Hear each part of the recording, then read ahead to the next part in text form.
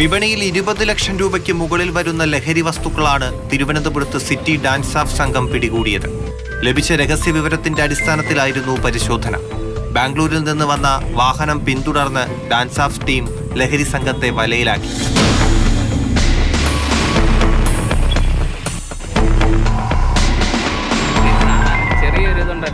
കോവളം ജംഗ്ഷനിൽ വെച്ചാണ് ഇവർ പിടിയിലായത്.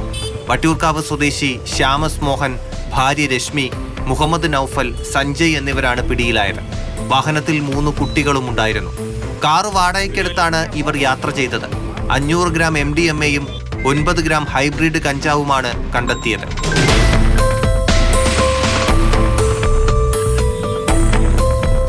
ബാംഗ്ലൂരിൽ നിന്ന് ഗ്രാമിന് 600 രൂപയ്ക്ക് MDMA വാങ്ങി തിരുവനന്തപുരത്ത് 3500 രൂപയ്ക്ക് വിൽക്കുകയായിരുന്നു ഇവരുടെ ലക്ഷ്യം.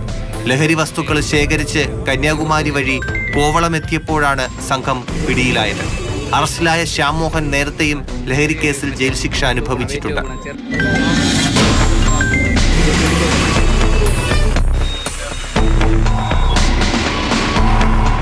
മാതൃഭൂമി ന്യൂസ്, തിരുവനന്തപുരം.